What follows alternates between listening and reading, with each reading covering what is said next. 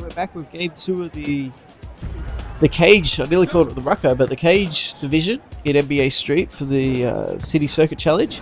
We're going up against the New Jersey Nets. This is when they were called the New Jersey Nets, and now obviously they're called the Brooklyn Nets. Their club is Stephon, Marbury, Keith Van Horn, and Kenyon Martin. Kenyon Martin was only a rookie at this point, and Keith Van Horn was still a bit of a disappointment, but a very effective shooter. But there he's getting swatted by Vince. I went with Antonio McDyess, Vince Carter, and Allen Iverson. Iverson because he and Stephon Marbury had a falling out in their second year in the NBA when Marbury was still in Minnesota. But they rekindled, they became good friends again, and who could forget that moment after the 2001 All-Star game when they both embraced after a shocking upset, really, for an All-Star game too. I was talking last game about the disparity between the two conferences. That extended obviously to the All-Star game, and the East were down by, I think it was about 15 points in the fourth quarter, and they staged a miraculous comeback led by Iverson and Marbury.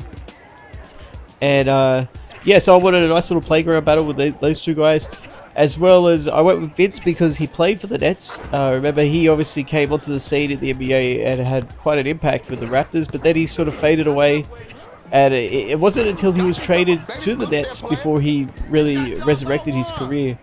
And McDyess, well, there's no real reason for that. I just wanted to match him up against Kenyon Martin and see what I could do.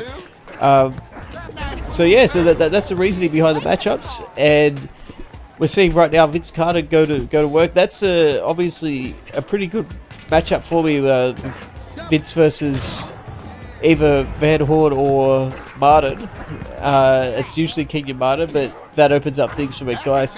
Iverson's shot is so silky smooth on this. Even his layups, they really did a fantastic job of creating him as the offensive threat that he deserves to be, especially at this time of his career when this is his MVP season.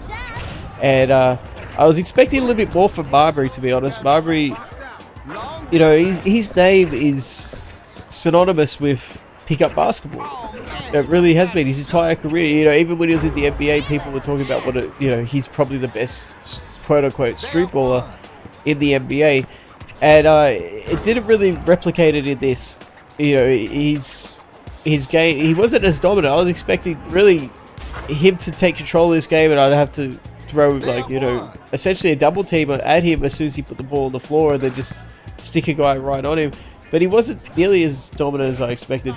There's a bad shot, but once again, great thing about this game, they're able to realize when it's a bad shot and they'll try to dish it out. There's Iverson with an incredible dunk. He took off from really the elbow extended and finished that. You don't expect that from him. I think that was Van Horn, or it could have been Martin with a nice little jumper. McDyess is fun to play with. These three guys were fun to play with. Once I get Kobe or Paul Pierce, there's a game breaker with Iverson finishing that dunk. If I'm able to get Kobe or Paul Pierce or someone like that and throw that with Iverson and McDyess duo, that would be a fun sort of way to go, I think. Iverson's handles and his ability to finish at the rim, he could easily replace Jordan as my go-to point guard, and Jordan could go back into the swingman role, I guess. But right now, I enjoy playing with Iverson more than I do with Jordan. I think a lot of it has to do with Jordan just being so damn good. You know, it feels like I'm just cheesing up with him so much. I don't want it to be too easy with him. There's Vince on the break with a nice dunk. Probably could have dished that one off, but took the safe option and just finished it himself. This Nets team, obviously, this would be the last time, or the last season for Marbury. He would be traded for Jason Kidd in the offseason, and Kidd would instantly turn that franchise around.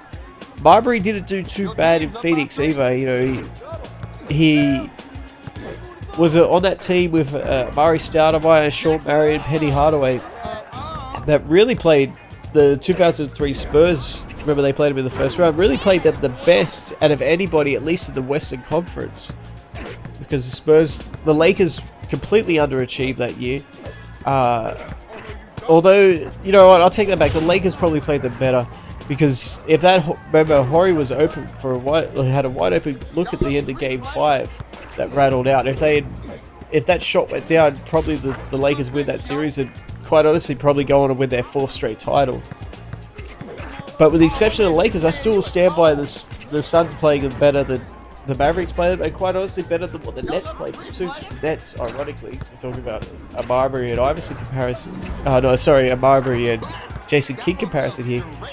But the Suns played them better than the Nets, in my opinion. So, yeah, so interesting times in the NBA at that point. That Phoenix Suns team would have been fun, and with Marbury in NBA Street, with Marbury, Marion, and Amari, that would have been a really good squad to run with. There's Keith Van Horn throwing it down, and the lead has ballooned out to 11-16. They had a 2-point lead early on. McDyess going up and getting swatted. That's not a good situation. They've got a game breaker, so time for me to work my magic and try to dribble this thing out.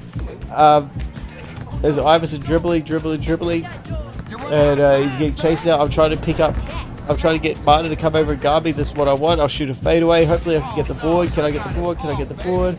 Yes, I can get the board. And now I'm going to dribble it out with Iverson. That was a clutch rebound because it really, it will diffuse their game breaker. And they had the opportunity to go up by 1. And if they go up by 1, then it's in an absolute pressure situation the rest of the game. I'm able to get another offensive board, so I don't miss out on anything here. And Iverson's able to hit that right in Kenyon Martin's face. Nice little floater. And I've got a 4-point lead now, so that worked out beautifully.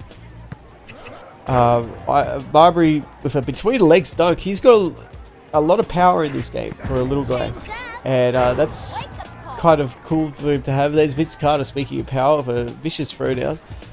And Richard Jefferson would have been good in this game too, but obviously this is just a year late. Maybe once I get NBA Street 2, that'll be the first game I play. It will be the Suns versus the Nets. And as I said, that Suns squad of Marbury, Marion, and Amari versus Kidd, Jefferson, and Kenyon Martin. That will be good. I think that's definitely what I'll do. In the meantime, I still got to finish this game though. And that's a sweet slip and slide by Vince, and then throws it down. I still think that you should have got a reward if you dunk on somebody, the same way that you get a reward if you fake someone out. But that's all well and good. I'll send my email in and they can put a patch in immediately. I'm just kidding. So here's Vince dribbling the ball back out. I'm trying to get these isolations, but they're starting to D out really well. I'm able to get a lot of crossovers, but there's no real defense. They're just backing off and letting me go to work. Here's Iverson with a step back, unable to hit it. And they've got a wide open dunk on the other end. And it's only a 1-point game now. So I'm very lucky that I was able to defuse that game break. Otherwise I'll be in a lot of trouble.